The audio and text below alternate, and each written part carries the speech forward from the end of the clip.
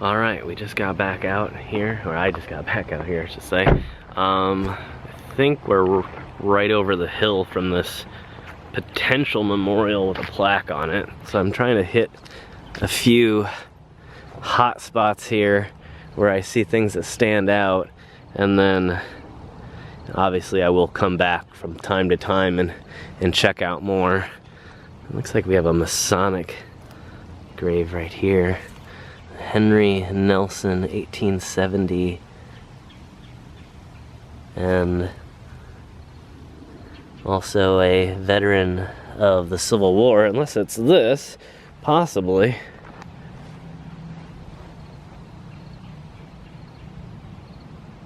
I'm hearing noises again. In 1906, these are definitely also Masons.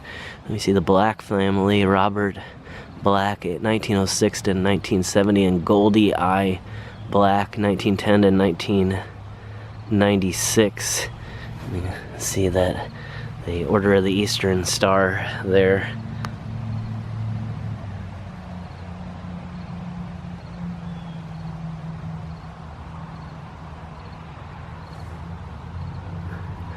Pretty sure they're doing another loop. Or not another loop, they just drove by again. I don't know who this is, but they have now done a loop and then 2 passes by the front of the cemetery.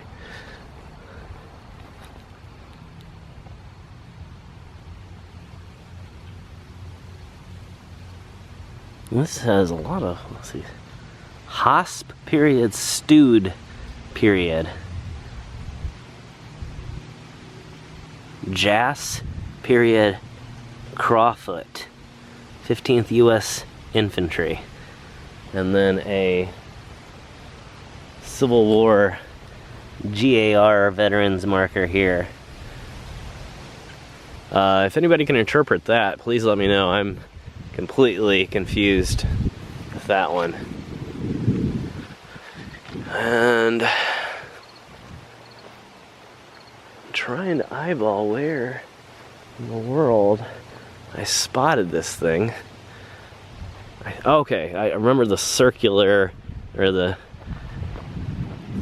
marble ball or granite ball on top of this memorial being right next to what I thought was potentially a plaque. I don't know if we're gonna get there and it's actually going to be that way, but it looked like it from a distance, and I'm becoming less and less confident as I get closer here. So I don't see anything at all. Oh, okay, I think I know what I was looking at though. So this is the large granite memorial that I was using as a marker to remember where I was gonna head. This is the Iddings family marker here. And directly behind it and down this row is where I thought I saw the plaque, and I think what it actually was is this memorial down here. The Haas Memorial here. See, Reverend John Haas, 1837 to 1904. And Valeria Wrights, 1846 to 1926. And I thought there was maybe a plaque on here. And sometimes they have like a family history, where they came from, if they were immediate immigrants into the country. Sometimes it'll, you know, Irish ones are big ones that I find, German, all kinds of different countries, but I'd say German and Irish are some of the more numerous, more commonly found ones. This is definitely a memorial. It's cracked, and I don't know if it actually goes. This base looks too wide for it, so I don't know if it actually goes there. It's an interesting section. There's some stuff that's out of place for sure. This is very bizarre. I've never seen anything like this. You can see what's strange.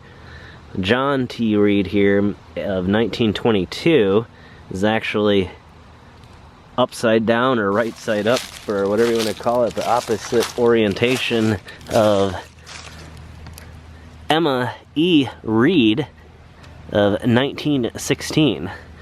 So I don't know if the orientation of the graves are on either side, maybe. It doesn't look like there's much room, and then there's another little memorial here. Oh, our deer are still here. They have all this time continued waiting. I wonder if they're trying to get in here to like eat something. That's incredible. I didn't think that they would be waiting this long. Is there a little animal? I thought I saw something just run in front, like I don't know why this even matters, but this is the longest that I've had deer actually wait. They must be wanting to get to something out here. Some of these nuts or berries or something. And I'm sure this time of year it seems like they'd be running more. I feel like they're more stressed out during hunting season, which I'm not sure when it begins anyway, so maybe that's why they're like more of them keep like popping out of the woods. Like as I said that, another one popped out of the woods to also like wait. And there might be one behind the tree. I can't tell. If I walk this way, let's see how many I can see. There's one. Okay, so there's 4 out right now, it seems like. And again, I thought I had seen one go over this way. And then literally a squirrel. Alright, well that's been enough of wildlife with Matt. Let's see what we have here. What's this? Mary Sosella. Looks like daughter of GT and CA Emmerich. 18. Looks like 52. Looks like, oh, age 10 months and 5 days. Okay. That's sad.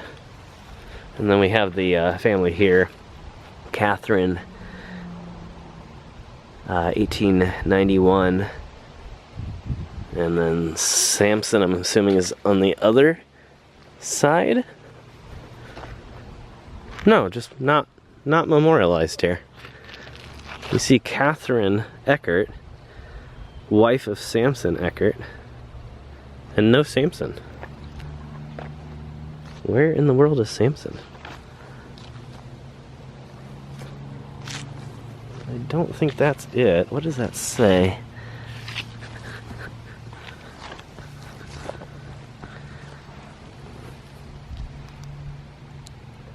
Mother, okay. So that's mother.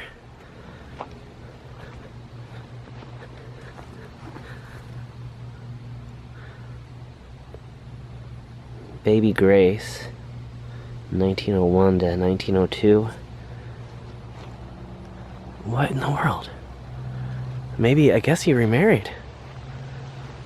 There is no grave here for Samson Eckert. It doesn't appear anyway. This is Thomas Bellis, Sergeant Quartermaster Corps, or Corps, I guess. I don't know how you, I think it's Corps. World War I, 1890 to 1966. Huh. So I wonder if maybe there originally was another memorial here. Maybe just maybe he was the final remaining member in his family. There was nobody left and nobody to actually pay for the engraving, and so it just was never done. I don't know. There's a lot of empty space right in here. and it doesn't appear to be any other Eckerts down here. So, another conundrum.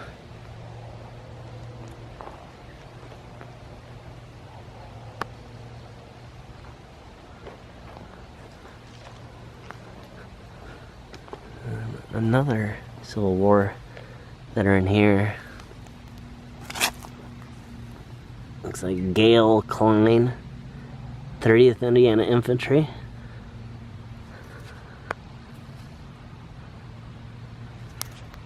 And what is this? Oh, this is some sort of military flag here. Oh, is that a firefighter's flag? That's what that is. You can see the helmet here, and the axe and pick. And is this some sort of trumpet, I'm assuming. Then Marcus E. Shuck, 1865 to 1938. What would it have been like to have been a firefighter back in those days? Yeah. Very interesting marker here. Yeah, you see Kendallville Volunteer Fire Department member. How interesting. So they actually made their own fire department memorial for this. It's not an incredibly small town, but it's definitely not a large town in Indiana. So that's kind of cool. Yeah, normally not something I find in any small town around here, so another first. Quite an interesting place this is. I think this is about the end. I'm gonna make my way back to my car and see if I can find anything. We've pretty much crossed this place. We haven't been up to the very front. It looks like I'll probably end up having to come back for that because it's just honestly too big to finish today. I only have a few hours left. Obviously the deer are patiently waiting on me to get out of here, and yeah, so a lot of factors going on right here today. Now, once again, if you're liking them videos, make sure to give it a big thumbs up.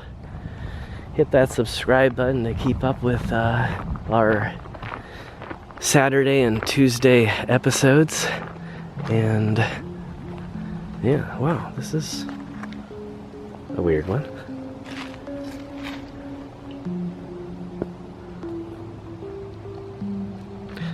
So somebody either lost this or it was placed on a grave and blew away, and then maybe somebody hung it up here. I don't know, that's really odd. Let's see if I can get this to do this again. You know how they say like the haunted thing where your batteries die? Like my phone was at 11% battery and then went down to 10% and warned me, and then all of a sudden started stuttering. The clock bar and everything disappeared, and then it died and told me I needed to plug in my battery immediately after coming here. Like, I'm not saying anything, I'm just saying that's really, really bizarre. Yeah, it never turned back on. It won't turn back on. It says it has, and now it won't tell me the battery message though either. I'm so confused. Yeah, so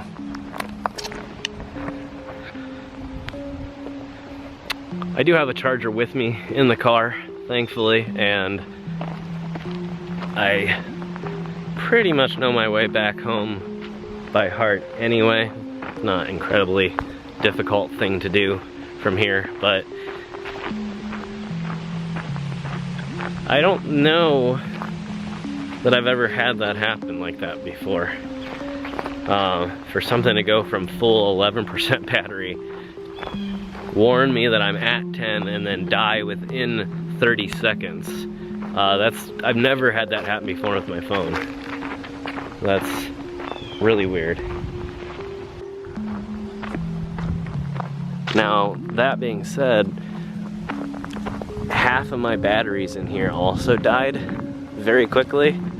Oddly, I've gone through all of my batteries, which is unusual. The one died in literally 10 minutes. The other one lasted about 15. And now my phone mysteriously died. So, if any of my ghost hunting friends are wanting to check out a place where apparently batteries die quick, I can't scientifically prove that fact, but it sure was strange for me today.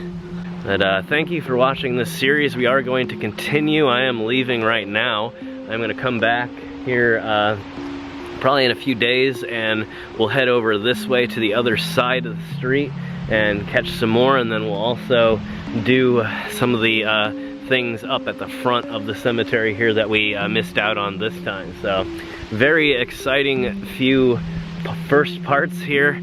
Again, I'm thinking this is probably the second or third part.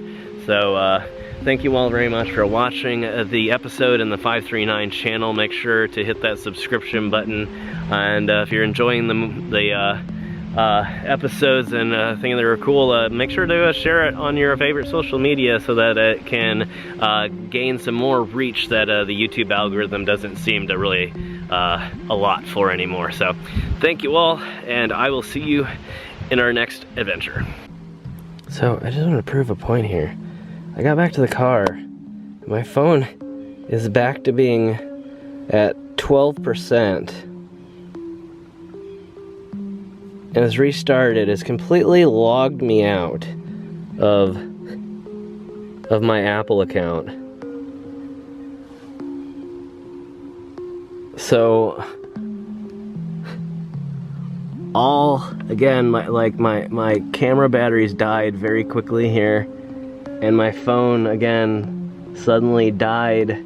Said it was out of batteries, asked me to plug it in, and then when I finally plugged it into my big battery bank that I have here, it was already on and back at 12%. I cannot explain how bizarre this is.